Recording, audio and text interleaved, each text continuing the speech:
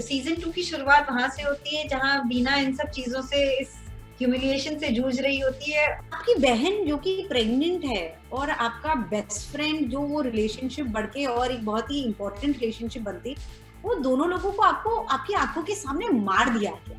नवाज हो या पंकज हो, तो मुझे लगता है वो तो बुरे स्क्रिप्ट में भी बहुत अच्छा काम कर जाते हैं। गोलू को खुद भी नहीं पता वो कौन है। कुछ तो बता दीजिए, कुछ तो ऐसी चीज बता दीजिए जो मैं स्पेशली बांट पाऊं। बता दूं क्या?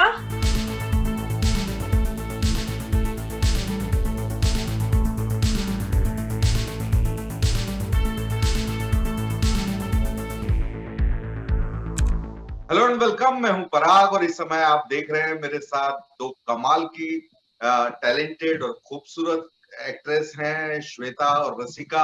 आप दोनों का बहुत बहुत स्वागत है। और मतलब ये एक ऐसा मौका है मेरे लिए कि जो पूरी दुनिया जानना चाहती है कि मिर्जापुर में आखिर होगा क्या, वो मुझे जानने का मौका पहले मिल रहा है। सर हम कुछ नहीं बता सकते आपको। अरे ऐसा मत कीजिए, ऐसा मत कीजिए। इजाजत ही नहीं है, आपका ही मजा किरकिरा हो जाएगा अगर आपको बता देंगे तो। ओहो। लेकिन तो मैं ईमानदारी से कह रही हूँ, मेरा तो बहुत मन कर रहा है कि मैं सारी चीजें बता दूं। आप श्वेता से पूछिए, हम जो भी इंटरव्यूज करें, मेरे पेट में तो दर्द हो रहा है कि मेरा मन कर रहा है कि सारे स्पॉयलर्स दे दूं। मैं ये कहने वाली थी कि अगर आप 2 बार और पूछ लेंगे ना कुछ बताने को तो रसिका बता भी देंगी। मैं बता दूंगी।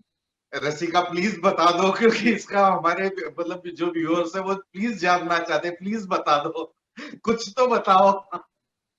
जो हमारी टीम है जो ये रिकॉर्ड कर रही है, एकदम से वो ये पॉज कर देगी कि suddenly Rasika is not a part of the interview anymore.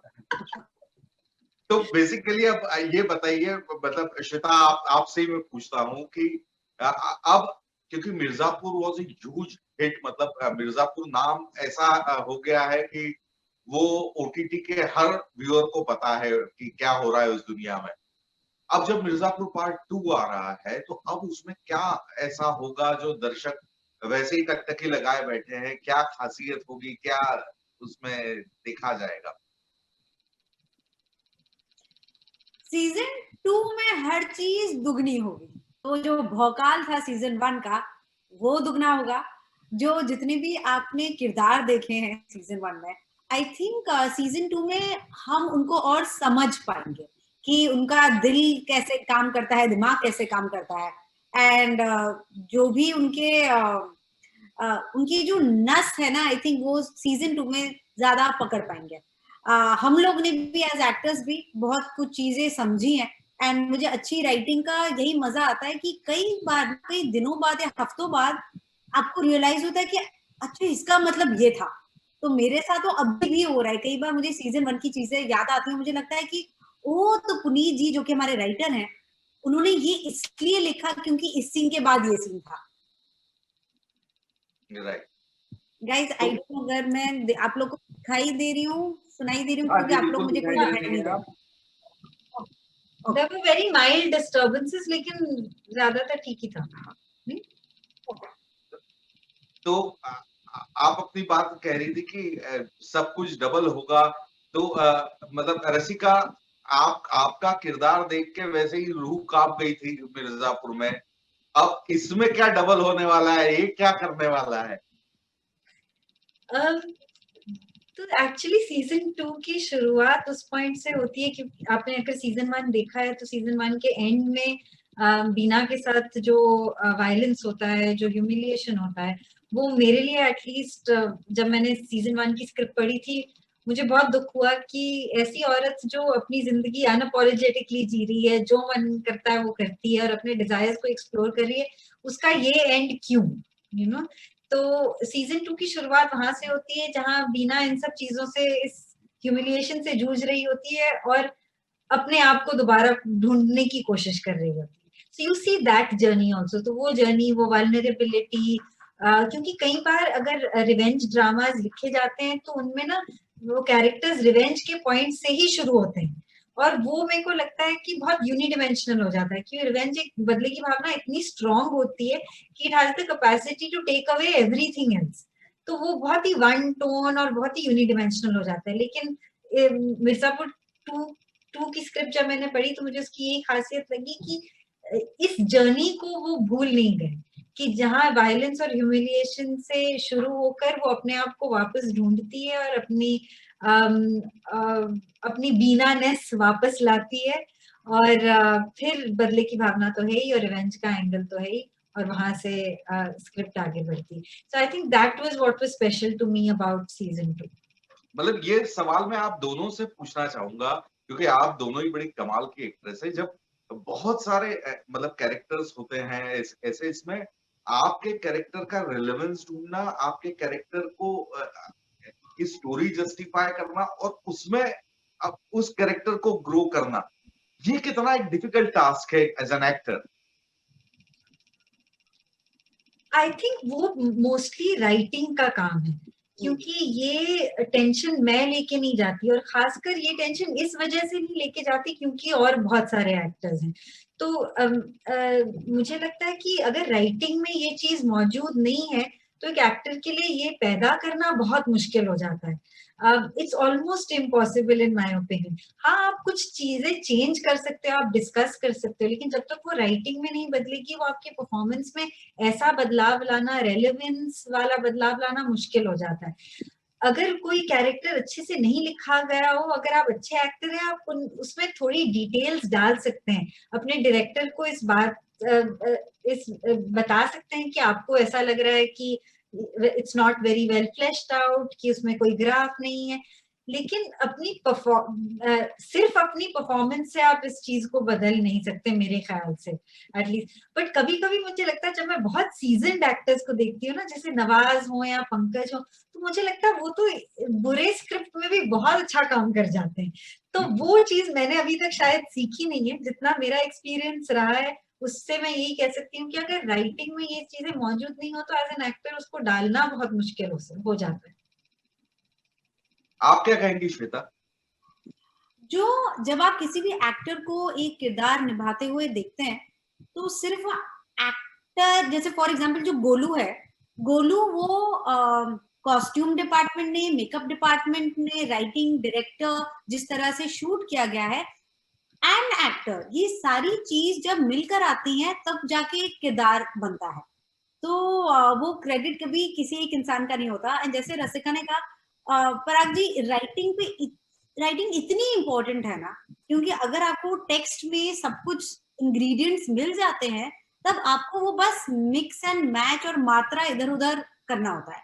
तो अगर आपके पास एक स्क्रिप्ट होती है, जो कि luckily touch wood I think Rasika and I, हम जिस टाइप का काम भी करते हैं, वो चूजी होना इसलिए जरूरी है क्योंकि जब आप चूजी होके उन लोगों के साथ काम करते हैं जो कि काम कर रहे हैं, मतलब सबको पैसे कमाने हैं, सबको फेमस पॉपुलर जो भी कह रहे हैं हम, वो सब चीजें हैं, लेकिन सबसे इम्पोर्टेंट बात है कि ये कहानी बतानी है।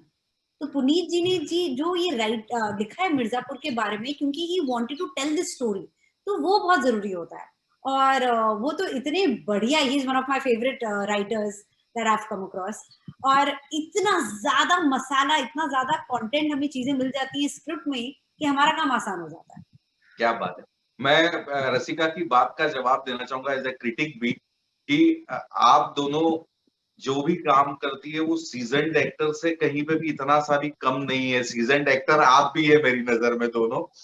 तो एक एक अलग दुनिया है जिसका हमारे पास कोई रेफरेंस नहीं था। मतलब मिर्जापुर करने के पहले आपके पास भी आई एम श्योर उस तरह का कोई रेफरेंस नहीं होगा कुछ, क्योंकि मिर्जापुर एक अलग ही दुनिया है। मतलब वो हमने फिल्मों में भी उस तरह की दुनिया बहुत रेयरली कहीं देखी होगी। ऐसे में उस एक्टर को उस साइकी में ढालना, उस कैरेक्टर में ढालना, ये प्रोसेस के बारे में मैं जरूर जानना चाहूंगा। एक्चुअली आई एम ग्लैड कि ऐसा कोई रेफरेंस या ऐसी कोई एक्सपीरियंसेस हमारी जिंदगी में नहीं हुई है। बट जब भी कुछ बहुत बिजार या अनरियल सी सिचुएशन होती है किसी स्क्रिप्ट में, और मुझे लगता है स्क्रिप्ट पढ़ते वक्त कि ये कैसे करेंगे हम, लेकिन always surprised by myself and by what happens on set, you know, कि मुझे कभी भी ऐसा नहीं लगा कि नर्वसनेस तो बहुत थी कैरेक्टर अप्रोच करने से पहले, क्योंकि ये कैरेक्टर मेरे लिए एक्चुअली बहुत अलग था। उसकी बॉडी लैंग्वेज ही बहुत अलग थी, उसकी वायरिंग, उसका दिमाग कैसे चलता है, वो भी मुझे स्क्रिप्ट लेवल पे जब मैंने पढ़ा तो मुझे लगा कि ये इस चीज को पढ़ के मैं ये नहीं कह सकती कि I no this person, you know. तो जैसे सफिया मंटो का रोल जब मैंने पढ़ा था तो मुझे लगा when I read the script कि I know who this person is. So जब मिर्जापुर के कैरेक्टर्स पढ़ते हैं तो वो काफी अनप्रेडिक्टेबल, बहुत बिजार और बहुत ही डार्क सिचुएशंस में पाए जाते हैं। तो इमीडिएटली आपको लगता है कि आप शायद ये इस वर्ल्ड को समझ नहीं पाएंगे, शायद ये दुनिया आपके एक्सपीरियंस के बाहर है। लेकिन फॉर्चुनेटली या स्कैरीली कह लीजिए, जब आप उस मोमेंट को प्ले करने जाते हैं तो बहुत सारी चीजें बैठ जाती हैं। मतलब बहुत सारे एक्सपीरियंसेस ऐसे होते हैं आपकी जिंदगी के या आपने देखे हो, जिनकी इंटेंसिटी को आप थोड़ा सा बढ़ा दें तो वो शायद इसमें आ जाए। तो ये जो सब एक्सपीरियंसेस है वो कहीं ना कहीं हमने लाइफ में एक्सपीरियंस की है कि हमारी लाइफ भी एक्चुअली काफी डार्क है, चाहे वो ऐसे ना प्ले आउट हो जैसे मिर्जापुर में होती हो, लेकिन वो साइकी, वो चीजें वो हमारे दिमाग में चलती रहती है। And like I said, scarily you can tap into it pretty easily. I find that quite startling, you know, as an actor. Shweta, आप क्या कहेंगी? जब भी मैं एक्टिंग करती हूँ तो मैं सोचती हूँ कि अभी ये कैरेक्टर के हिसाब से वो क्या इमोशन फील कर रही होगी, क्योंकि जैसे आपने कहा कि मिर्जापुर की दुनिया हमारी दुनिया से बहुत दूर है। मैं अपनी जिंदगी बहुत सिंपल तरीके से, मुझे अच्छा लगता है जीना, ड्रामा फ्री, मुझे बिल्कुल किटकिट लड़ाई वड़ाई बिल्कुल भी नहीं पसंद है। मुझे सर दर्द हो जाता है जब ऐसा बहुत ज्यादा नेगेटिविटी होती है, तो हमेशा मैं भाग जाती हूँ इन सारी चीजों से। मिर्जापुर की दुनिया एकदम ही अलग है, एकदम ही, मतलब हर बीट अलग है।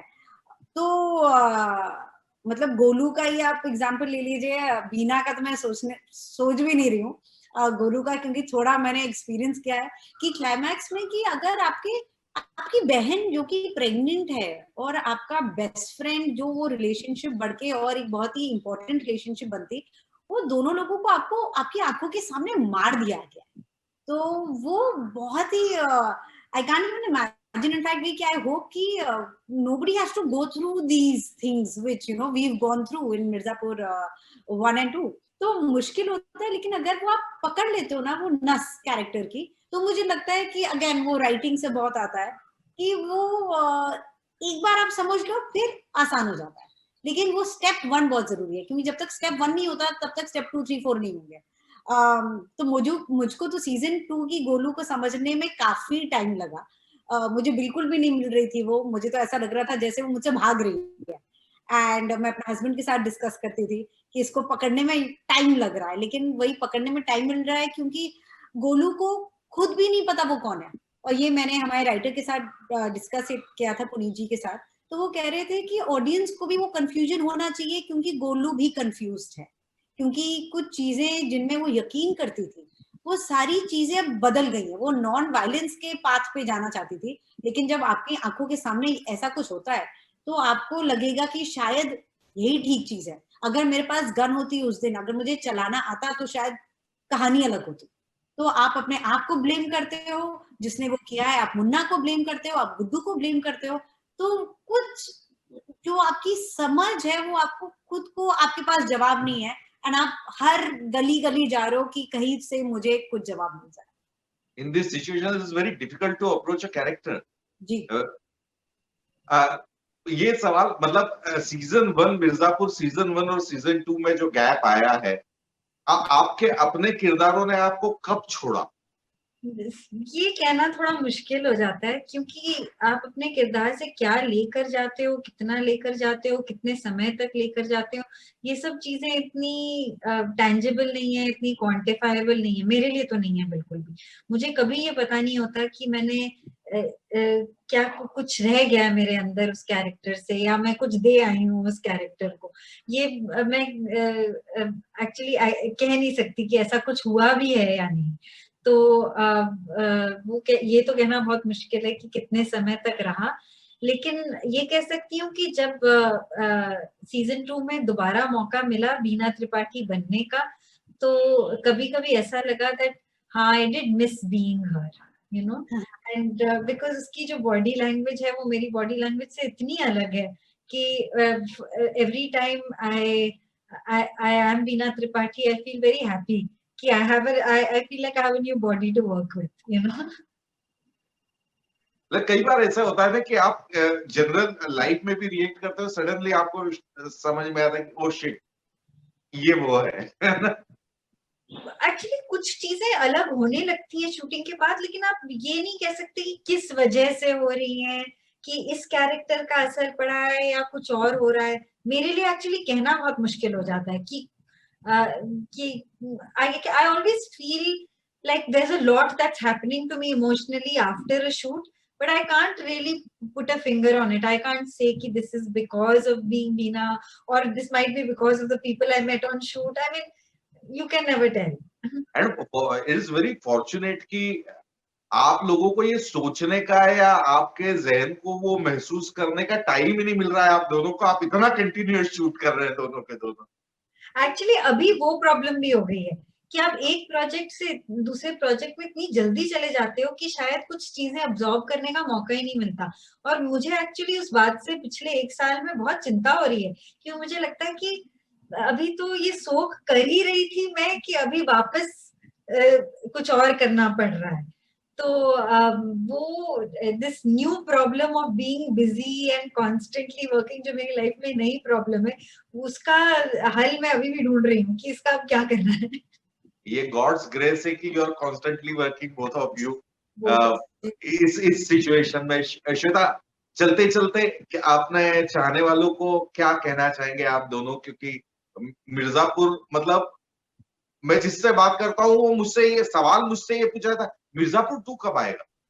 तो मतलब ये पूरा पीरियड मेरा ये जवाब देने पे यार आएगा, ये आएगा, पर कब आएगा ये श्योर नहीं था, लेकिन अब तय हो गया।